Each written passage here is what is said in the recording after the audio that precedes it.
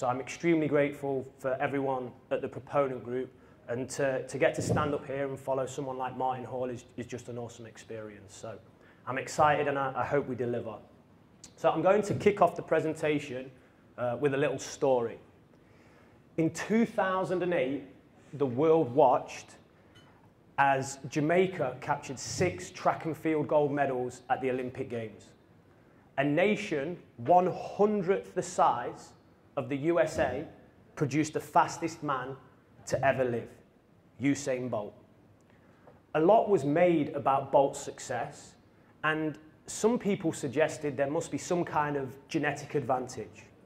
And there's elements of truth to this. Research suggests that 98% of Jamaicans are flush with a protein that drives speedy muscle contractions. So that must be the reason for Bolt's success, right? Wrong. 80% of Americans and 82% of Europeans are also flush with the same protein. This equates to a genetic pool 300 times larger than the one the tiny island of Jamaica had to pick its sprinters from. So why? Why was Usain Bolt so successful? How did he become the fastest man to ever live?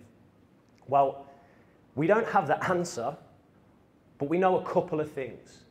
The first is we know that Jamaicans they love to sprint. It's their national sport. We also know that Usain Bolt was the second born of 3.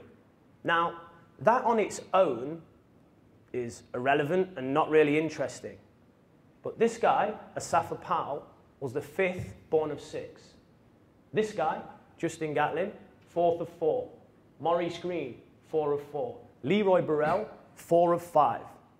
So this makes myself and Matthew and the research that I've read, it makes me start to think, could it be that Bolt's success wasn't down to the genetic pool he arose from? It was down to the environments that those genes were exposed to. Environments that created a love for sprinting. Remember, Jamaicans love to sprint. It's their national sport.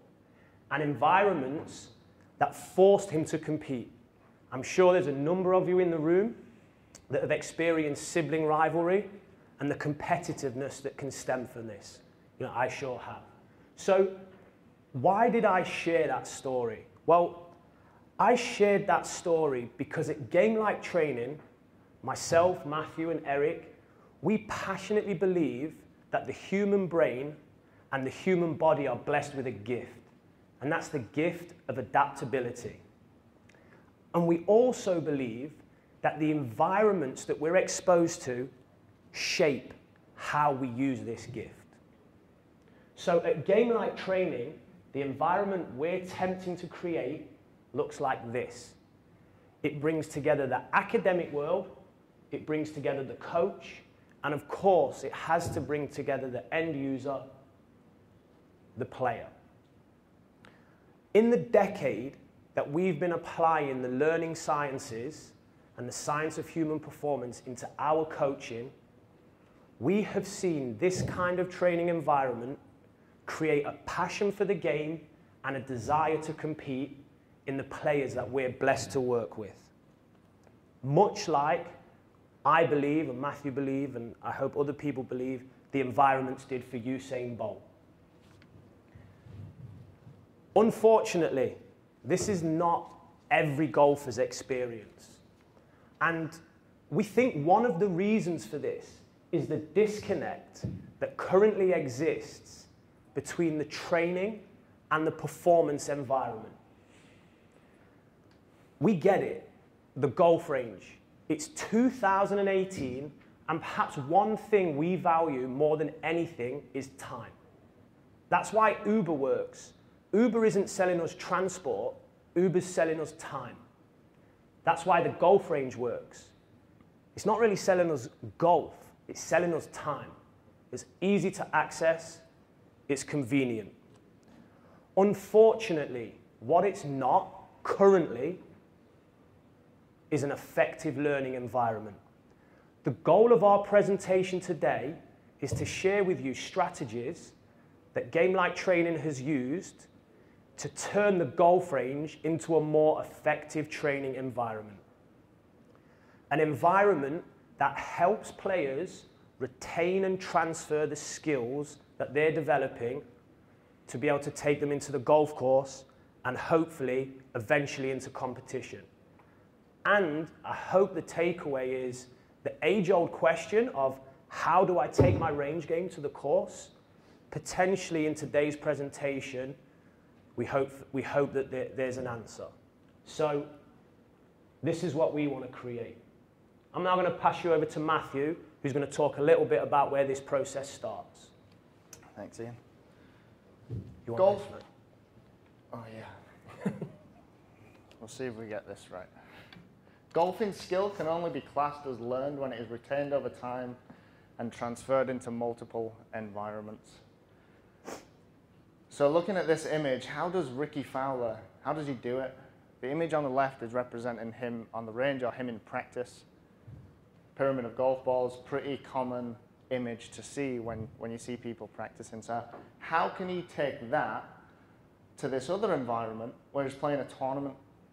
And not just at this golf course, but multiple golf courses across the world. And not just playing a regular tournament or your monthly medal at the club, is competing at the highest possible level.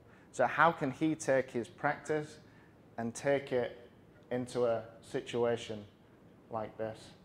And like anything, it's a process. And I think it's really important that as golf coaches, we understand the start of this process. And a good friend of mine, Dr. Stephen Bain, who's a neuroscientist, and another mentor of mine, a longtime mentor of mine, John Kessel, who's the director of sports at the sport development at the United States Olympic Committee. They educated me many years ago on this thing called synaptogenesis. Now, I'll try not to go too deep into it, but synaptogenesis is the formation of synapses. And a synapse is the junction between cells. So this is more commonly referred to as connections in the brain. So if you've ever heard someone talk about connections in the brain, that's a synapse. And so we look at, how do I press play? Yeah, I'll do it for you. So if we look at the image, the video that's going to play in the top right for me, this is going to represent a novice golfer, or maybe not a novice golfer, but a golfer that's trying to learn something new. So that, whether it's they need to increase their wrist hinge or they need to increase the pivot, whatever it is that you deem to be the thing they need to improve, that movement, the connections in the brain are very, very weak. They're not well established, so if that car was to travel faster, it could potentially crash. So when you look at these new golfers or novice golfers or a golfer that is learning a new movement, that's why you might see that they struggle with where the club's going. It looks a little wobbly and the balance looks a little out of shape. It doesn't look quite right. I may be saying something that everybody already knows, but movement, regardless of what shot it is, whether it's a putt, a chip, a drive, a pitch shot, 50-yard shot, no matter what the movement is, neurons in our brain fire. They travel through these connections. They go down our central nervous system, and they go out into the different regions of the body, which then generate movement towards whatever the goal is. So whether it's a pitch shot or a chip shot, that's the underlying process. So a beginner, someone new to a skill, new to a new way of moving, their connections are like that. So it's a rocky road. It's pretty difficult to drive by. If you look at the video in the bottom right of the screen, I think this is a pretty good and accurate representation of someone that's pretty skillful, and more of an expert golfer or a golfer that is highly proficient in whatever the move is that you might be trying to make with them. It's the I-75 in Atlanta. It usually never looks like that. It's always got tons of traffic on. But if it didn't, cars can... Sorry? So is there a cop car chasing him? I don't know, maybe. But you can see how fast he can travel, and he's not crashed yet. So you can see there's multiple lanes. The car on this road can travel, it's like a super highway. It can travel at much faster speeds, and at them speeds it can be safer because of It's well established. There's construction, there's lines there, it's concrete, it's really well established. So the connections of an expert golfer or someone who's proficient in a movement is like that. So I want to, just before going on to the next thing, I just want to clear up something that I think is a misconception in golf, where I hear some golf coaches say it, but I more so hear golfers say it. They're trying to be repeatable. They're trying to make the same swing over and over again, and that's not the case. You never make the same swing. You can't. But what golfers, when they get more proficient in movement, have, which is what I'll refer to, Ian just talked about, is that gift of adaptability. So when they become more proficient and they stimulate this process of synaptogenesis, you see how the car that's traveling really fast, who might be getting chased by the police, it can go from lane to lane. That's the adaptability right there. So if this player's got a shot, a pitch shot, 50-yard pitch shot, and all of a sudden he's got another similar shot, it's 52 yards, there's a bunker there, it's slightly downhill, there's a little bit of dew on the grass, there's some wind in the air. It's very similar, but he can adapt because of the connections that he's formed. So this begs the question, how do we do it? Because that's the process going on inside, and that's the process we need to stimulate, rather than just stimulating blood flow, which is what I see quite often, not just in golf, but in many sports. You see a lot of movement going on, so you're just stimulating blood flow. You're not actually stimulating a learning process. So this is what we need: variability, spacing, and challenge. Variability being change club, change lie, change position, change location, change the goal, change something, anything, but make sure there is variability there. And spacing, this one I've been particularly fond of lately. I don't know how many golfers get the chance to hit 50 shots in a row on a golf course. Not many. Sometimes on a golf course you could hit a tee shot and you don't hit the next shot for 10, 15, 20, sometimes 30 minutes. If you're playing at my club and the golfers that play around my club, it could be 45 minutes. So, you know, we've got to include that spacing in practice, whether it's 20 seconds, 30 seconds, no matter what it is, we need to try to include that. The next thing is challenge, which I think is probably one of the most important things. If there's no challenge, then the others don't really work so well. And challenge, everybody's probably heard the challenge point framework, but adapting the level of difficulty of the task to match the skill level of the golfer. And I'll refer back to what Martin Hall said earlier today. We want the golfer to feel more comfortable being uncomfortable. So when we look at challenge point, we try to make the challenge point a little higher so the golfer is forced to try and reach for it. They can't quite get it yet, but they don't fail so much that the challenge is too high. So they're the three things that we need. Now, I've been working with a young golfer. She's 14 years old. She's pretty new to the game, I would say. She's been in it for about a year and a half. And I've been working with her now for about 4, maybe 5 months, coming up to 5 months. And I think she's a really good example of a golfer that I've needed to change the movement.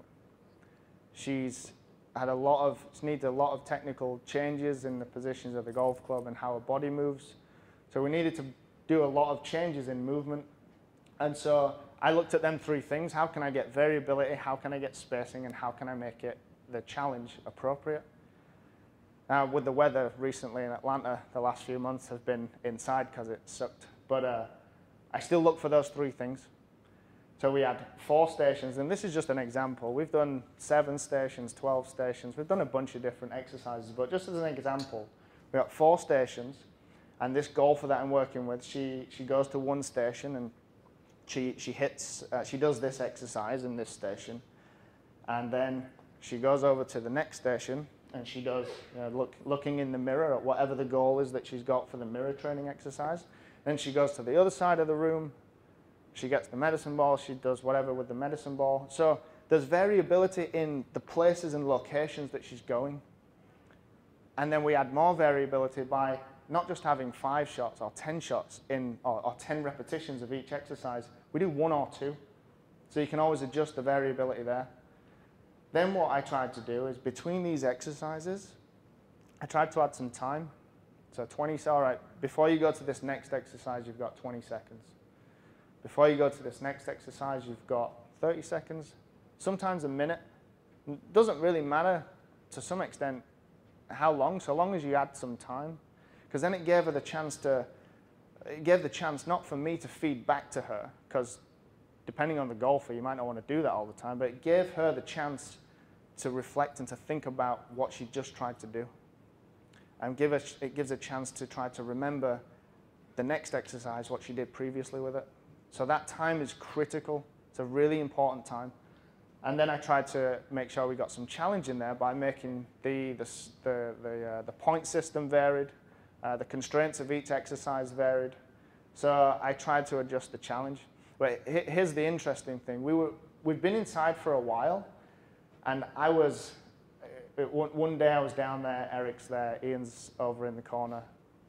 And I said to the guys, I said, I'm struggling to have these three things now. I'm struggling to do it because we're inside, so we're really limited. And so I was like, I have to take her to a place where I can increase variability, increase spacing, and increase the challenge. So it came to the point where I had to go outside. She needed to feel the club head hit the grass. She needed to hit more real golf balls.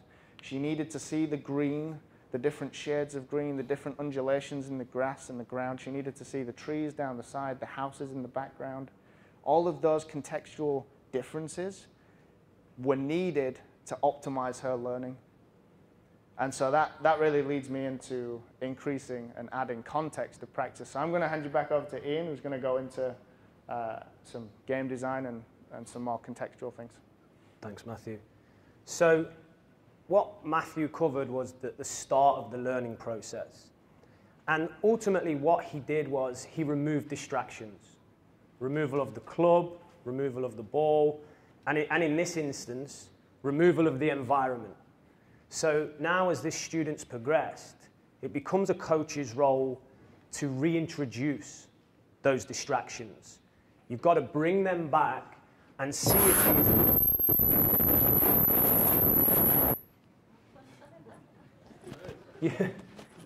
you've got to bring them back into the training and see if the newly formed movement patterns can hold up under the distractions. This is termed contextual interference. The research would term this contextual interference. We're now going to add contextual interference, and it's absolutely vital to do this if you want to help the new movement patterns transfer and retain onto the golf course. So we're going to do this through creating a more game-like environment. The game-like environment now allows the person to start putting their movement patterns into a different environment, but learn at the same time. And what we're doing is we're not just playing games. We're not sending a student to the putting green to go and get a score. It's not like killing time while they're waiting for the parents.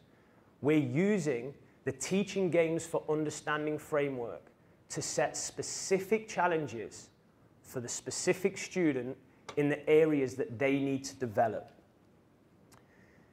This ultimately allows them to address their weaknesses, but maybe in a more implicit way than how Matthew was coaching at the start of the process.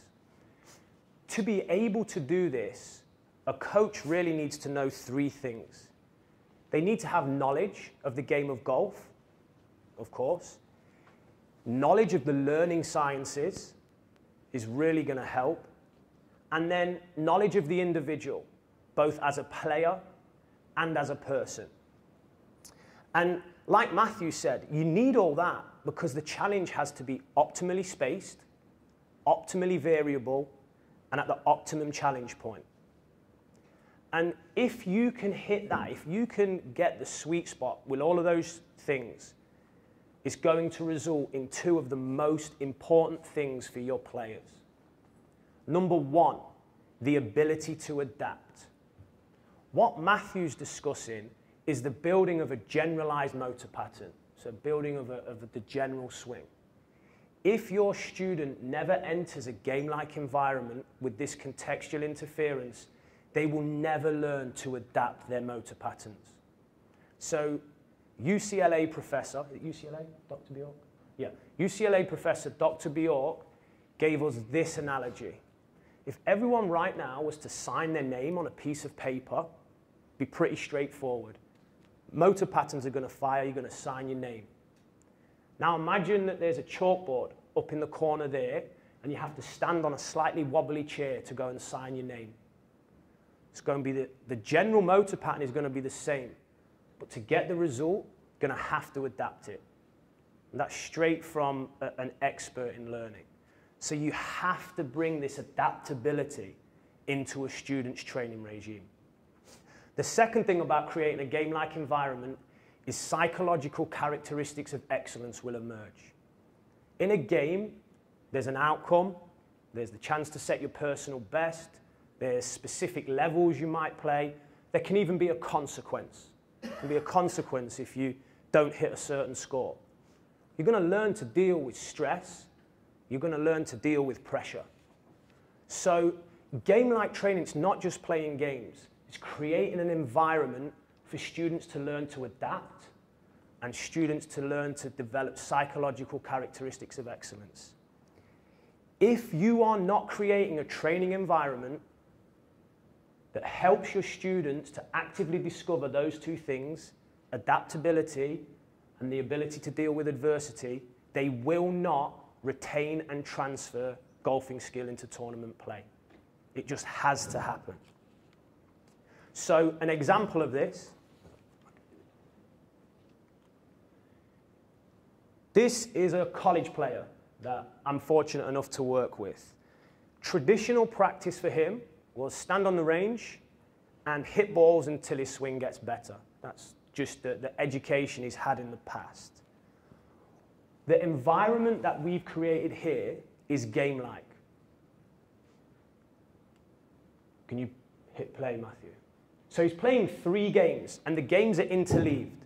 One game here is a chipping landing zone challenge, shot shaping game here, and then way down the other end of the range, a chipping landing zone challenge.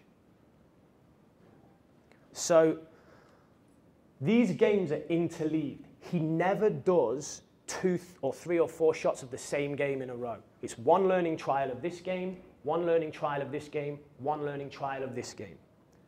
And you can see we've spaced the balls out. That one was from a divot. So that was the shot shaping challenge from a divot. The previous one was the landing zone. This is now the proximity. And again, look at where we've placed the ball. Adaptability, ability to deal with adversity.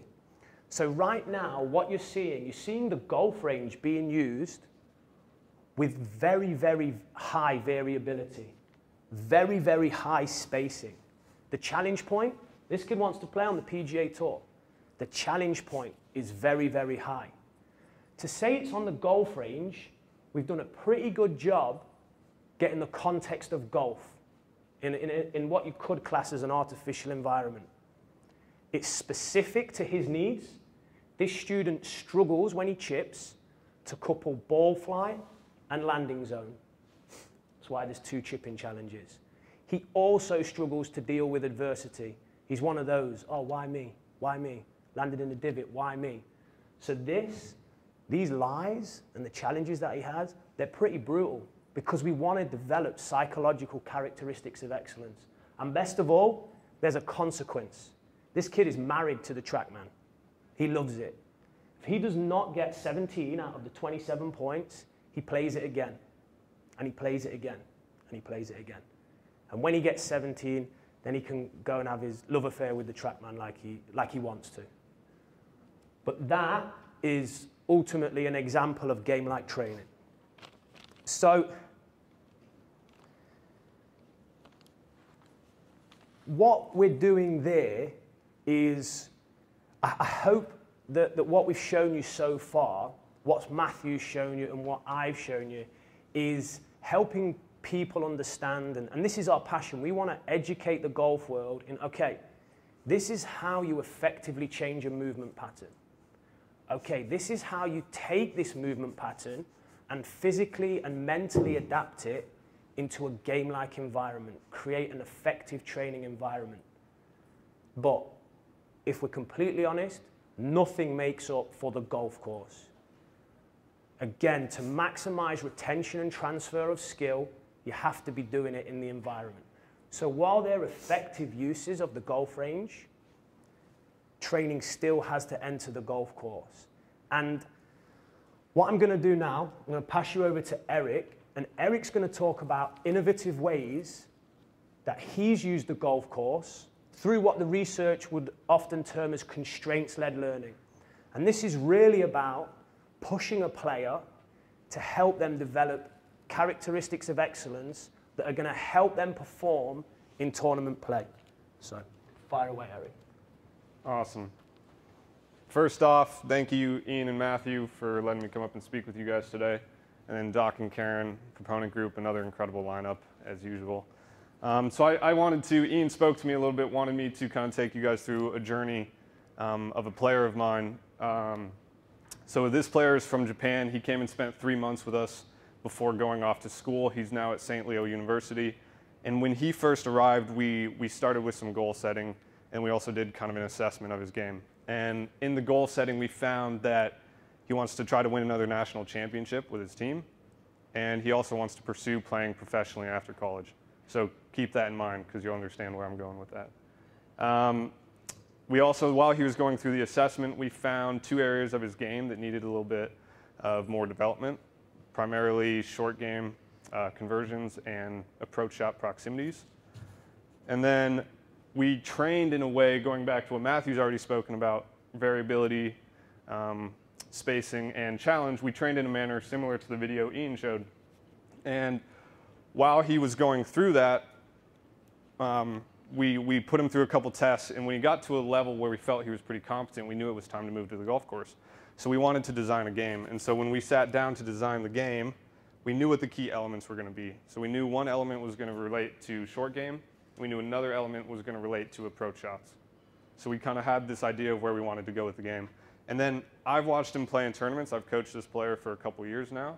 So I've watched him play in a few tournaments, and I wanted to add adversity to it. So we made this game pretty challenging, as you'll see in a second. So the game looked like this. You'll hit your approach shot, or you'll hit your tee shot as normal. And then wherever that leaves you, hit your approach shot with the intention of hitting it inside of PGA Tour proximity with an added 6 feet. If you hit it inside of that proximity, you putt as normal. If you 3-putt, you start the task over again at the first tee. Now, if you hit your approach shot and it's outside of that desired proximity, you take the ball off the green and you have to try to get up and down from any location of his choice. If failure to get up and down, again, start the task over again at the first tee. So this is a very challenging task, and the reason we made the challenge point that high was because, again, I wanted him to deal with adversity. I wanted it to be challenging. I wanted him to be frustrated. And on multiple occasions, he got all the way up to the 8th hole. And I watched him on the 8th hole one day, and he 3-putted, missed a 4-foot putt. And I asked him afterwards, I said, you know, how did you feel in that moment? He said, oh, he's like, I didn't want to miss. He's like, I get so frustrated every time I have to drive back to the first tee. And so ultimately what we were asking him to do, complete 9 holes of golf in 3 hours without making a bogey. And like I said, he got through 6, 7, 8 holes, never actually completed it, but he got through quite a bit. And so he played that game for a couple weeks, and then he went and played in a tournament. Unfortunately, he didn't have his best round, but in watching him in the event, his psychological habits really grew and developed.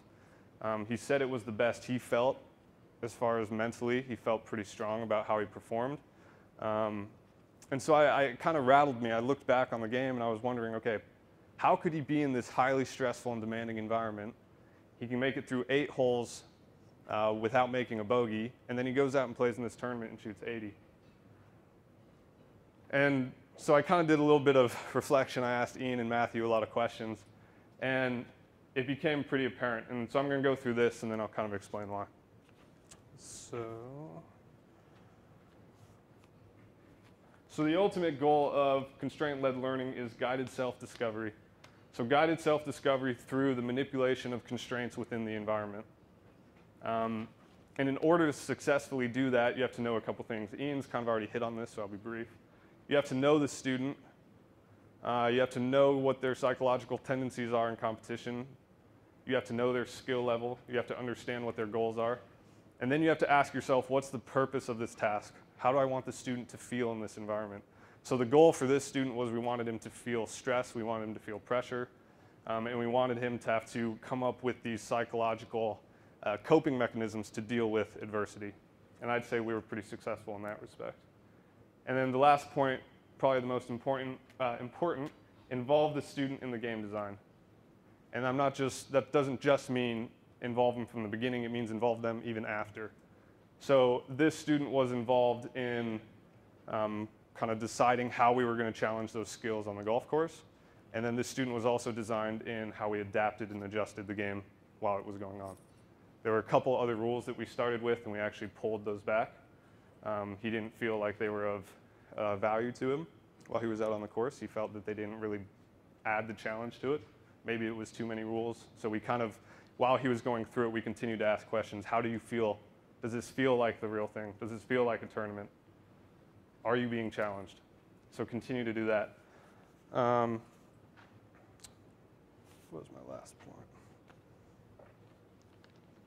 So I want to leave you with, I chose a poor color down here, Rob Gray. He's Associate Professor of Human Systems Engineering at Arizona State University. Also runs the Perception and Action podcast. If you haven't listened to that, I highly suggest you do. And he said the constraint-led approach is the very definition of it depends. So it being how you coach depends. It has to be adjusted to the individual. So just because one game works for one student doesn't mean it's always going to work for another. So make sure that you kind of go through this when you're designing your game. Know the student, ask how you want them to feel, and involve them in that process. Awesome. Thanks, Eric. We also have to credit, we've all worked in the junior academy system, and we've been exposed to some fantastic coaches on that journey. So there's a couple in here today. So Zach Parker, Nate Doherty, all the coaching that we've seen them do plays into this. But probably the most, and we would definitely recommend reaching out to this guy who's educated on this, is Stuart Morgan. Stuart's currently the Director of Performance for the Swiss national team, or the Swiss PGA, sorry. His knowledge on the biopsychosocial elements of performance and constraints-led learning is off the chart. So without mixing with a couple of the guys in the room today and Stuart, we wouldn't be putting out some of the education that we are. So we're very grateful to them. So we're going to close, and the reason that we're going to close is we wanted to leave time for questions. But, you know, let's take it back to the story I said at the start. Usain Bolt, an absolute love to sprint, very passionate about the game that he's engaged in, or the sport that he's engaged in, and a desire to compete. That's what the environment, or that's what we believe the environments he was exposed to did for him.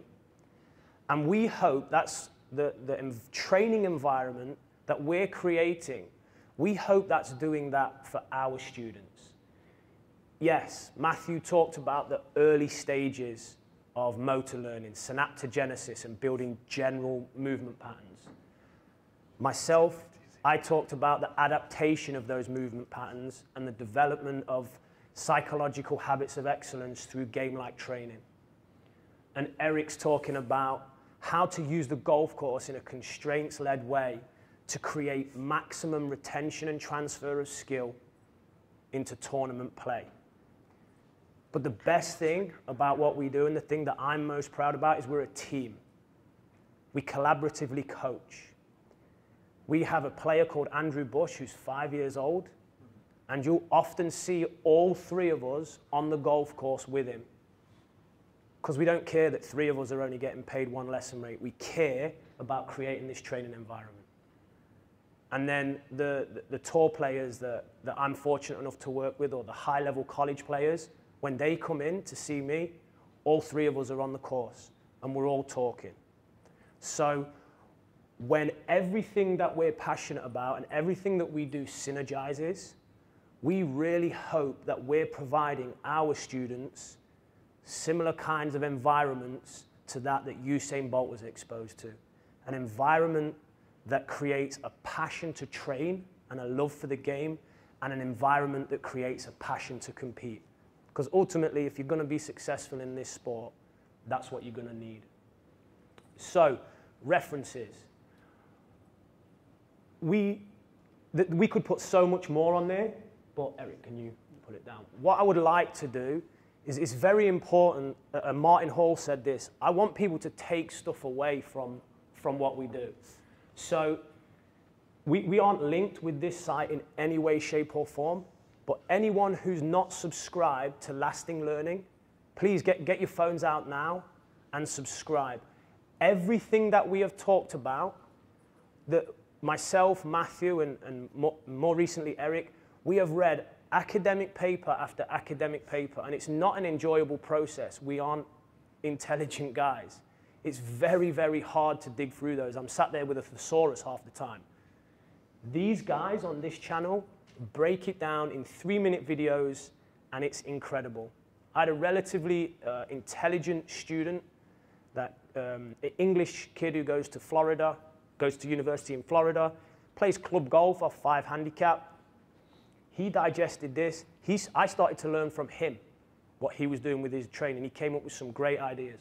So this is an awesome site. And then we have to obviously plug ourselves.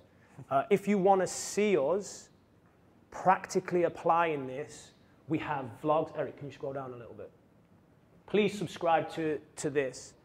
We have vlogs. So we're trying to make this academic stuff digestible and accessible for the golfing world. So our vlogs, we do live lessons where we wear our GoPros, and I would hope if you would go on there and watch a couple of things, you'll really see that we are practicing what we preach. The next one, just from our website, is our goal to give as much away as we can for free. So this is our website, gltgolf.com. Eric, if you go to the final one. The thing that I'm most proud about is on the section that says freebies. If you go onto there, all of this is free. So pre-shot routine guide, game-like training guide, constraints-led learning guide, so on. And we have guest writers as well. So Stuart Morgan's contributed to some of that. Other coaches have helped. And again, if there's anyone in this room that's passionate about what we do, I spoke to Mr. Gressick in the back there yesterday, and we're hoping that he can help us evolve some of our material. Because it's not about us, it's about taking what's going to help the students and getting it out into the golf world. So really, can you go back to the presentation? Really, that wraps it up to today. And the reason we wanted to finish early is this. We wanted to challenge ourselves a little bit and open the floor up for questions. Because I know that what I showed you was like game-like training on steroids. The kid is a high-level player with aspirations to play on tour. So I would love if anyone in the room has a student or a player that springs to mind that asks you the age-old question, why aren't I taking my range game to the golf course? I would love now to maybe talk about how we can adapt this. And it's simple. You reduce the variability, you reduce the spacing, and you reduce the challenge. Or if it's a constraints game that a player's going to take away, it's not the one that Eric set, a kid who wants to win a national championship. It can be a far more simple one. But I just wanted to open the floor to questions, and then maybe if there are specific players, we can answer those. So, thank you. Yep. Just a little bit of a follow-up. Eric was doing that more elite player for just a little bit. Didn't meet his goal in that particular event. Maybe I missed something, but he went back to reflect with you guys. What did you do different, or what would you have done different in that game situation? Yeah, so good point. I forgot to talk about that. Just stay there. So when we all right, so when we reflected on the game, it became pretty obvious that he lacked really just tactical awareness. And so looking at the game design, this game wasn't designed to address that. And that was the part that kind of had me puzzled, because I was like, okay, he's played 9 holes of golf, or 8 holes of golf without making a bogey in a more challenging environment, you could argue, than what he was playing this tournament in. So how had he not drawn anything from that tactically? And I think the reason for that, and I'll let Ian chime in as well, the amount of emotional stress in that game led to what we would call hot cognition as far as dealing with the adversity, and then as far as tactical went, it was probably on a more cold cognition. Yeah, so it's a great question because actually I spoke with Eric and we ended up reaching out to Stuart Morgan about this, funnily enough.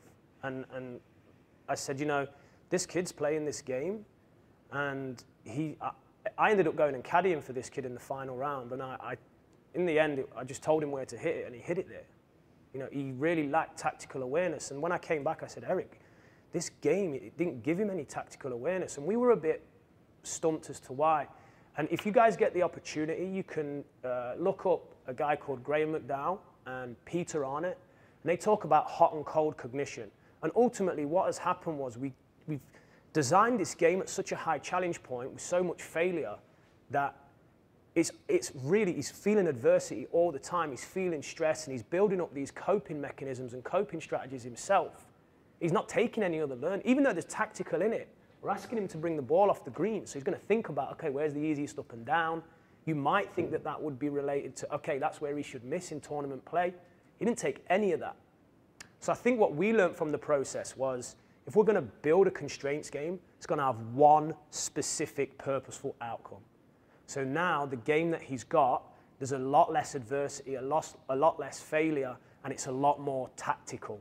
And he has a whiteboard out on the golf course, and he's got to draw shots and where he's going to miss before he hits. And Tactical meaning strategic? yeah, it's all strategy based. It was my assumption that playing this game, he would bring some tactical awareness from it, but he didn't because the challenge point was so high and he got so stressed. I'm not as articulate as Graham and Peter Arnott on this. Did they mention it on our podcast? Yeah, we did a podcast not too long ago, and they talk about that quite specifically. So the podcast that I did with Cordy Walker and Golf Science Lab, there's a really good 30, 40-minute podcast on there about it. And it's a process, right? We can't pick off everything one at a time. And the dealing with adversity was the low-hanging fruit for this student. So looking back, Eric did a great job in the game design and achieved his goal. We just then know that, okay, it showed up in tournament play. The ability to deal with stress showed up in tournament play. So great job for Eric. Okay, now Eric, tactics and strategy is his weakness. Off you go again. Another tool. Exactly. Yeah, we actually redesigned the game a little bit. Yeah. Like Ian said. Good question, though. Anyone else?